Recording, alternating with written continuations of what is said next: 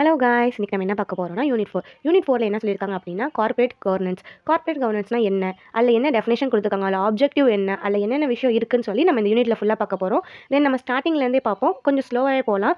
நான் இப்போ போகிற வீடியோ எல்லாமே எக்ஸாம் பாயிண்ட் ஆஃப் வியூவில் தான் போகிறேன். உங்களுக்கு இது ப்ரீஃபாக எக்ஸ்பிளைன் பண்ணுறது எல்லாமே வந்து லாங் வீடியோவாக போட்டிருக்கேன். தென் இதுக்கு முன்னாடி பார்த்த யூனிட் 3மே அதே மாதிரி தான். அது வந்து இம்பார்ட்டன்ட் அண்ட் ரிப்பீட்டட் கொஸ்டின் எல்லாமே வந்து லாங் வீடியோவாக போட்டிருக்கேன். எக்ஸாம் பாயிண்ட் ஆஃப் வியூவில் வந்து நம்ம இதை படிச்சோம்னா ஈஸியாக நம்மளே வந்து எழுதிடலாம். நம்ம கண்டென்ட் என்ன தெரிஞ்சால் போதும் இல்லை, நம்மளே ஃபுல்லாகவே மேக் பண்ணி ஆன்சர் எழுதிப்போம். ஸோ ஓகே, கிளாஸ்க்குள்ள போவோம். ஃபஸ்ட்டு என்னன்னா கார்ப்பரேட் கவர்னன்ஸ். கார்ப்பரேட் கவர்னன்ஸ்னா யாரு, அவங்க என்னென்ன அவங்களுக்கு வந்து டியூட்டிஸ் அண்ட் ரைட்ஸ் இருக்குன்னு பார்த்தோம்னா, கார்ப்பரேட் கவர்னன்ஸ்னா ஒரு கம்பெனியில் வந்து என்னென்ன விஷயத்தை வந்து கண்ட்ரோல் பண்ணுறாங்க, அந்த ரூல்ஸ் என்ன, அதில் வந்து ரிலேஷன்ஷிப் எப்படி இருக்குது, சிஸ்டம் அண்ட் ப்ராசஸை பற்றி சொல்கிறது தான் வந்து கார்ப்பரேட் கவர்னன்ஸ் சொல்கிறாங்க. இதை எப்படி சொல்லலாம்னா, ஒரு கம்பெனிக்கு வந்து ஷேர் ஹோல்டர்ஸ் இருக்காங்கல்ல, அவங்க மட்டும் இல்லாமல் employee, creditor, government and society, இவங்க எல்லாத்தோட இன்ட்ரெஸ்ட்டுமே வந்து பேலன்ஸ் பண்ணுறது தான் வந்து கார்ப்பரேட் கவர்னன்ஸ் சொல்கிறாங்க. இதை யூகேல வந்து எப்படி டெஃபினேஷன் கொடுத்துருக்காங்க அப்படின்னா, கேட்பரி கமிட்டி மூலமாக கொடுத்துருக்காங்க.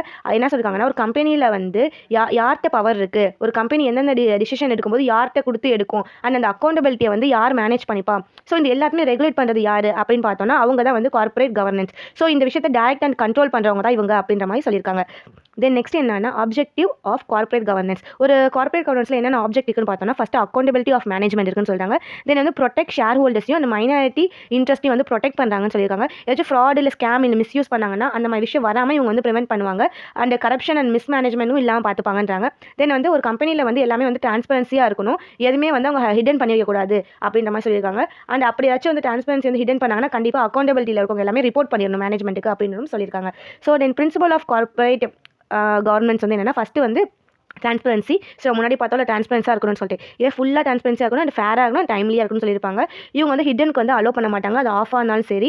தென் வந்து என்ன சொல்லியிருக்காங்கன்னா, ஒரு ஃபினான்ஷியல் நான் ஃபினான்ஷியல் இருந்தாலும் சரி அது வந்து இன்ஃபர்மேஷன் கொடுத்துடணும் அப்படின்ற மாதிரி சொல்லியிருக்காங்க. செக்ஷன் 129லையும் செக்ஷன் 134லையும் இதை டிஃபைன் பண்ணியிருக்காங்க. இவங்க என்ன, அதாவது என்னென்னா, ஒரு கம்பெனியில் வந்து ஒரு டிரான்ஸ்பரன்சியாக இருக்கணும், எந்த ஒரு விஷயமா இருந்தாலுமே அவங்க டிஸ்க்ளோஸ் பண்ணுற மாதிரி இருந்தாலும் சரி, இல்லை கம்பெனியில் வந்து ஏதாச்சும் விஷயம் ரன் பண்ணிட்டு இருந்தாலும் சரி, அவங்க வந்து எதையும் மறைக்கக்கூடாது. அதுதான் வந்து இந்த இடத்துல சொல்லியிருக்காங்க. ஸோ செகண்ட் ஒன் என்னன்னு பார்த்தோம்னா அக்கௌண்டபிலிட்டி. ஸோ இதுக்கு முன்னாடி இதில் என்ன கேஸில் கொடுத்துருக்காங்க பார்த்துருப்போம். டிரான்ஸ்பரன்சியில் வந்து என்ன கேஸ் வந்திருக்குன்னா, விசஸ் கெல்சன்ட் 1932. இந்த கேஸில் என்ன நடக்கும்னா, மிஸ்லீட் பண்ணியிருப்பாங்க ஃபினான்ஷியல் ஸ்டேட்மெண்ட். ஸோ இது என்ன பண்ணிருக்கோம்னா, டிரான்ஸ்பரன்சியை வைலேட் பண்ணியிருக்கோம் அப்படின்ற மாதிரி இந்த இடத்துல சொல்லியிருப்பாங்க.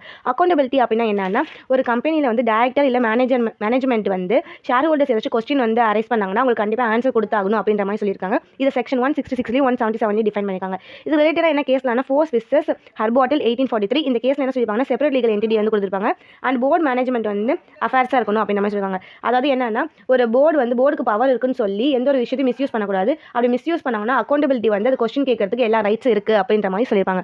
ஓகே கைஸ், மொத்தமாக இதில் 10 பாயிண்ட்ஸ்க்கு மேலே இருக்குது. நம்ம கொஞ்சம் கொஞ்சமாக பார்த்துட்டு வருவோம். இல்லாச்சும் டவுட் இருந்தால் கேளுங்க. நெக்ஸ்ட் வீடியோவில் பார்ப்போம். தேங்க்யூ.